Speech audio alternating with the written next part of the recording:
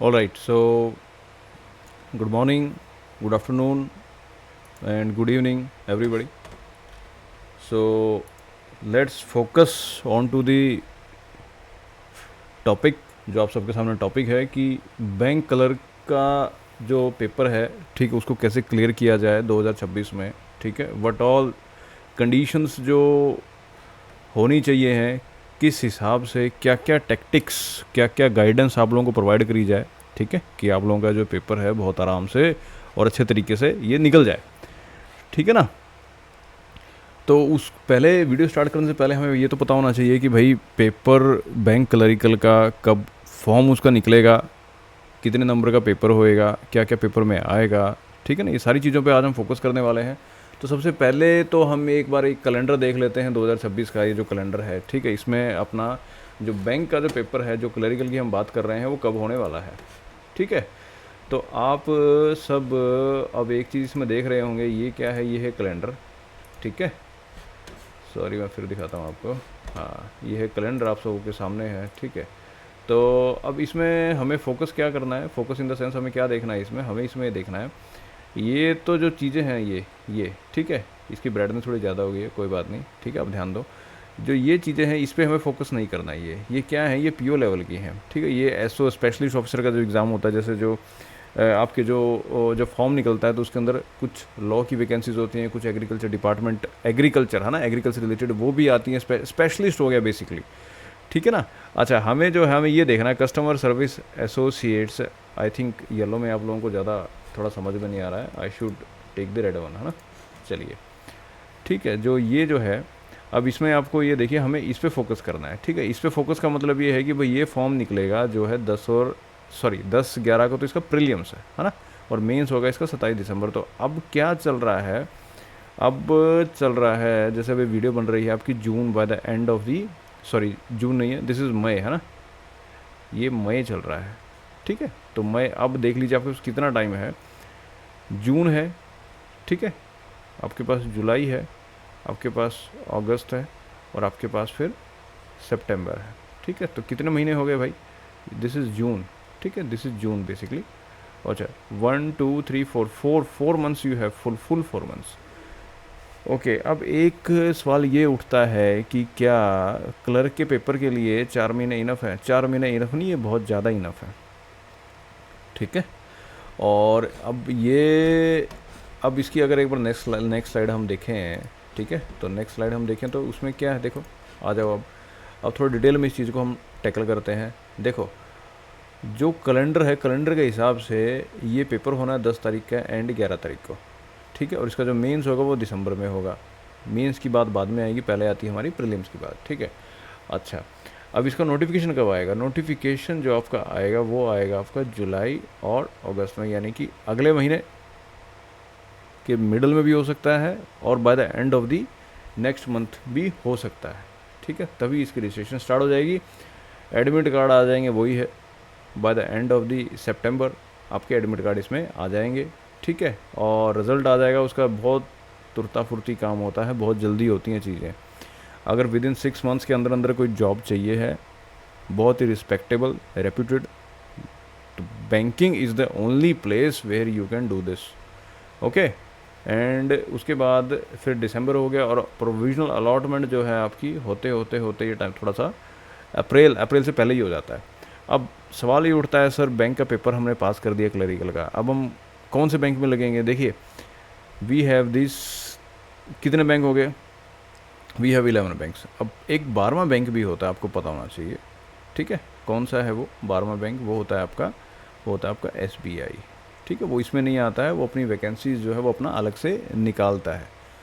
ठीक है ना, तो इन में से जब आप फॉर्म भरोगे तो फॉर्म भरने के बाद आप देखोगे कि इनमें से आप किसी में भी, है ना, किसी में भी आपकी जो है जॉब लग सकती है। बैंक ऑफ बड़ौदा हो गया है, बैंक ऑफ इंडिया हो गया है, Bank of Maharashtra, Canara Bank, Central Bank of India, Indian Bank, Indian Overseas, PNB, Punjab and Sind Bank, UCO Bank and Union Bank of India basically. ठीक है ना, तो ये हैं आपके सॉरी 11 बैंक हो गए। 11 बैंक में से आप किसी में भी ज्वाइनिंग कर सकते हैं। अच्छा, ये सारी की सारी जो हैं according to the serial wise आपसे ये जब फॉर्म निकलेगा उसमें भरवाया जाएगा आपसे। Okay, all clear now. चलिए तो अगले एक बार स्लाइड पर देख लेते हैं, अगली स्लाइड क्या कहती है अपनी।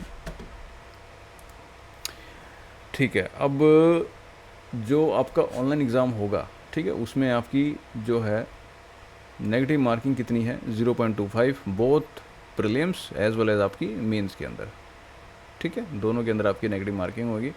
और अगर आप कोई क्वेश्चन छोड़ देते हो तो उसका आपको कुछ भी नहीं डिडक्शन होगी उसमें। ठीक है ना, कहीं आपको ये लगे कि मैंने क्वेश्चन छोड़ दिया है तो मेरे कोई नंबर कटेंगे, कोई नंबर नहीं कटेगा इसमें। अच्छा, और जो आपकी marks obtain in the online main examination only we considered, ये देखिए लाइन लिखी हुई है। ठीक है, ये नोटिफिकेशन आपका पिछले साल का है, ऑलमोस्ट यही नोटिफिकेशन रहना इस साल भी, तो कुछ भी इसमें फेरबदल नहीं है। ठीक है ना, समझ गए आगे। अच्छा, अब इसमें आप एक चीज़ और, आप इस स्लाइड पे आइए, local language proficiency test. Basically अभी क्या होता है, देखिए अगर आप उसमें जो लैंग्वेज चूज़ करते हैं वो लैंग्वेज आपके 10वीं की जो आपकी जो मार्कशीट है उसके अंदर वो है तो ठीक है, अगर वो नहीं है ना, वो है तो देखिए, तो आपको कुछ भी कोई भी अलग से टेस्ट आपको देना नहीं है। अगर वो नहीं है तो मेंस क्वालिफाई करने के बाद जो आपने लैंग्वेज वहाँ पे भरी है उसका आपका एक सिंपल सा एक टेस्ट होना है। बेसिकली वो एक फॉर्मेलिटी है, ज़्यादा उसमें कुछ भी नहीं है। ठीक है, अब आ जाते हैं आपके मेन मुद्दे पे। इसके बाद जो मेन मुद्दा है, हाँ भाई, स्ट्रक्चर ऑफ द एग्जामिनेशन क्या क्या चीज़ें आती हैं। देखिए जो प्रीलिम्स पहला जो आपका पेपर होता है उसमें आपको क्या क्या चीज़ें आने वाली हैं, उसमें आपके आने वाली हैं भाई इंग्लिश, न्यूमेरिकल एबिलिटी जो कि आपका मैथ्स होता है, और आपकी रीजनिंग आने वाली है। ठीक है ना। अच्छा, अब मीडियम ऑफ एग्जामिनेशन आपका पता है, मैथ्स में और रीजनिंग में आपका हिंदी इंग्लिश दोनों आप उसमें चूज़ कर सकते हैं जब आप एग्ज़ाम देंगे। ठीक है, और इंग्लिश में तो इंग्लिश आएगी, उसमें कोई अदर ऑप्शन लैंग्वेज का है ही नहीं। 30 questions 30 marks, 35 questions 35 marks, 35 questions 35 marks. And यहाँ पे थोड़ी दिक्कत आती है, जो टाइम है ना, टाइम 20-20 मिनट का सेपरेटली डिवाइड किया जाता है। काउंटडाउन स्टार्ट हो जाएगा जैसे ही आप इंग्लिश में आते हैं, काउंटडाउन आपका स्टार्ट हो गया, और काउंटडाउन स्टार्ट होते ही होएगा क्या, होएगा ये कि 20 मिनट के अंदर आपको पेपर देना है। पेपर नहीं दे पाए तो ऑटोमेटिकली वो काउंटडाउन ख़त्म हो जाएगा और आप एकदम से नेक्स्ट सेक्शन के ऊपर आ जाओगे। ठीक है, चलिए ये तो हो गया आपको प्रीलिम्स की बात। अच्छा, सिलेबस पे आ जाओ एक बार। सिलेबस में क्या क्या आता है, देखिए मेन पहले तो हम जो सबसे ज़्यादा जो स्कोरिंग चीज़ है, जो एक तरह से जो कहते हैं ना गेम का रुख बदल देगी चीज़ है ना, दैट इज़ कॉल्ड रीजनिंग। यही डिसाइड करेगी कि आपका सिलेक्शन होगा या आपका सिलेक्शन नहीं होगा। ठीक है ना। और अब इसमें क्या इंपॉर्टेंट है, इसमें है आपके ये sitting arrangements. Basically sitting arrangements, puzzles, floor, circle, line, box भी आती है। ठीक है ना, एक बॉक्स भी होती है आपकी। ठीक है, और आपकी फ्लोर भी होती है, फ्लोर भी होती है आपकी, सर्कल भी होती है। सर्कुलर ये लिखी हुई है वैसे भी यहाँ पे, हाँ, सर्कुलर होगी, लाइन होगी, फ्लोर होगी, बॉक्स होगी। ठीक है, और आपकी एक मिसलिनियस टाइप की पजल्स होती हैं जो कि आपकी डेट ऑफ बर्थ से रिलेटेड हो गई। ठीक है, इस तरह की चीज़ें आती हैं। तो यही जो चीज़ है, वैसे तो 35 नंबर का जो पेपर आपका होना है ना, ये सारा का सारा पजल ही बेस है। और ये जो सिटिंग अरेंजमेंट्स की हम बात कर रहे हैं ना, ये आप ये देख लीजिए, ये कम से कम भी ये कम से कम भी आपकी ये लगा लो, ये जो हम सिटिंग अरेंजमेंट्स की बात कर रहे हैं, हाँ, ये सिटिंग अरेंजमेंट जो हम बात कर रहे हैं, कम से कम भी आप ये लगा लो 35 में से 25 क्वेश्चन, 20 से 25 क्वेश्चन इसी के आने वाले हैं। ठीक है, एक पजल आई अपने साथ 5 क्वेश्चंस लेके आएगी, फिर दूसरी पजल आई अपने साथ 5 क्वेश्चंस लेके आएगी। तो दिस इज़ द फंडा ऑफ रीजनिंग।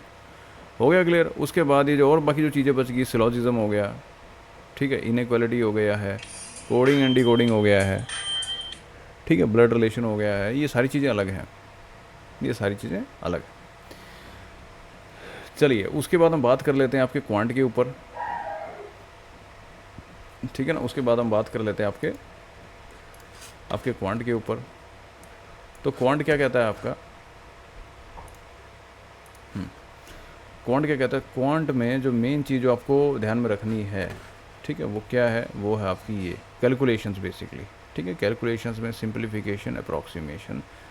देखिए सीधी सीधी बात ये है, ये क्या हो रहा है आज, चल क्यों नहीं रहा है अच्छे से। ठीक है, हाँ हो गया। ठीक है, तो कैलकुलेशंस की अगर हम बात करें, हाँ, तो सिंप्लीफिकेशन हो गया है ना। मेन चीज़ आपकी जैसे आपके टेबल्स, स्क्वायर्स, ठीक है, क्यूब्स, ये जो चीज़ें हैं ये आपको इसमें याद करनी होती हैं, याद करके उनको अप्लाई करना होता है, और इनको मतलब चुटकियों में कैलकुलेशन सीखनी है ये आपको करवाई जाएंगी, सारा कुछ करवा दिया जाएगा।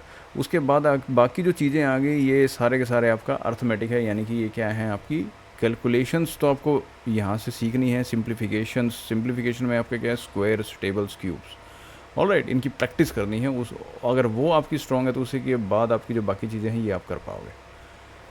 ओके, ये हो गया आपका मैथ्स। और finally we have the English. English में देखिए जिसका कैलकुलेशन कह रहे हैं, इंग्लिश देखिए जिसकी रीडिंग अच्छी है, ठीक है, रीडिंग कॉम्प्रीहेंशन, एक पैराग्राफ देखो मैं बताता हूँ आपको पहले तो है क्या है रीडिंग कॉम्प्रीहेंशन, आरसी जिसको हम कहते हैं, जो कि एक पैराग्राफ होता है, बहुत लंबा चौड़ा होता है, ठीक है। कोशिश तो ये रहती है कि इसके सारे क्वेश्चन अटैम्प्ट ना करके कुछ छोड़ दिए जाएँ, ये रणनीति है, ठीक है। ये प्रैक्टिस से निकलेगा। और क्लोज टेस्ट वो होता है एक लंबा चौड़ा पैराग्राफ होता है या छोटा होता है, उसके अंदर 10 फिल इन द ब्लैंक्स होते हैं, 10 होंगे या 5 होंगे। एरर डिडक्शन तो आपको पता ही है, ये ग्रामर का एरर, ठीक है। सेंटेंस इंप्रूवमेंट, एक सेंटेंस इन द सेंस एक पैराग्राफ को तोड़ दिया जाएगा और ऊपर नीचे उसको घुमा दिया जाएगा, ठीक है। Same goes with the paragraph jumble भी यही है। और vocabulary, synonym, antonyms and idioms and phrases, this is all for the आपकी इंग्लिश, ठीक है। ये है आपका सारा का सारा आपका प्रीलिम्स का सिलेबस बेसिकली। और मेंस का कुछ नहीं है, यही चीज़ें सेम है, बस थोड़ी सी चीज़ें इसमें बदल जाती हैं। जैसे कि देखिए ये आ गया आपका रीजनिंग का, ठीक है ना। सेम गोज विद द, इसमें थोड़ा सा कंप्यूटर ऐड कर दिया जाता है, किस में, मेंस में हल्का फुल्का रीजनिंग के साथ थोड़ा सा, ठीक है ना। बाकी तो और इसमें कुछ भी नहीं है, बाकी करने की कोई ज़रूरत नहीं है। कंप्यूटर एक आधा सवाल आता है, अगर आता है तो, ठीक है। बाकी आपकी क्वांट हो गई है, सेम है, अभी आपको बताया मैंने, थोड़ा बहुत फ़र्क आएगा, ज़्यादा फ़र्क नहीं है। कुछ क्वेश्चंस जैसे प्रोबेबिलिटी हो गई है ना, कुछ क्वेश्चन जो है थोड़े हायर लेवल के आ जाते हैं इसके अंदर, ठीक है। इंग्लिश भी सेम है। और जीएस इसमें ऐड हो जाती है। जीएस के लिए लास्ट मोमेंट पे कुछ जो आपकी जो ऐप्स हैं, ठीक है, उन पे करंट अफेयर्स पिछले 6 महीने के स्टैटिक प्लस करंट अफेयर दोनों डाल दिए जाते हैं, उनको घोल के पी जाओ बस, दैट्स मोर देन इनफ, ठीक है ना। जीएस में इससे ज़्यादा और कुछ भी नहीं है, ठीक है। तो ये है आपका, और इसमें ज़्यादा और कुछ भी नहीं है। नेक्स्ट स्लाइड आपकी, दैट्स ओवर नाउ। तो यही था, पढ़ें, अच्छे से पढ़ें, ठीक है। कोई कमी दिखती है, गाइडेंस चाहिए है। देखिए कई बार क्या होता है कि मेहनत बहुत करते हैं पर पेपर पास नहीं होता है। रीज़न क्या होता है? रीज़न नहीं होता, गाइडेंस की कमी है ना। और गाइडेंस के लिए बताने के लिए मैं आपके पास हूँ यहाँ पे, ठीक है। तो आप जो आपको बताया गया है उस पर ध्यान दीजिए। 2026 में इस साल क्लरिकल का पेपर होने वाला है, बहुत आसान पेपर आता है। सीक्वेंस अगर मैं देखूँ बैंकिंग का, तो सबसे ऊपर आपका SBI PO आता है, ठीक है। फिर SBI PO के बाद फिर आपका IBPS PO हो गया, फिर आपका ग्रामीण बैंक का जो RRB PO होता है वो हो गया, फिर क्लरिकल SBI में, क्लरिकल IBPS में, जो ये जिसकी हम बात कर रहे हैं अभी, ठीक है। और फिर आपका क्लरिकल किस में, ग्रामीण बैंक में, ठीक है। तो एक तीर से आपके कितने सारे निशाने लग रहे हैं आप खुद देख लो, है ना। और देखिए साल के 12 महीने होते हैं, तो 6 महीने एक तरफ करो, 6 महीने जनवरी से जून एक तरफ, और जुलाई से दिसंबर एक तरफ। तो जुलाई से दिसंबर ये है, इसमें हर महीने आपके पेपर होने वाले हैं। ये आप जो है एक चीज़ को आप अपने दिमाग में बांध लीजिए, ठीक है ना। तो that's all for today session, ठीक है। कोई डाउट कुछ हो तो आप एक बार बताइएगा। बाकी जो चीज़ मैंने आपको बताई है उस पर फोकस करिएगा, ठीक है। कहाँ से क्या है, कैसे क्या है आता है, ये बेसिक से आपको एक बार अंडरस्टैंडिंग हो गई है। नेक्स्ट वीडियो में मिलेंगे, थोड़ा सा और चीज़ें जो है डिटेल में हम जानेंगे। ऑलराइट, ठीक है। Alright, good luck all of you, good wishes to everyone.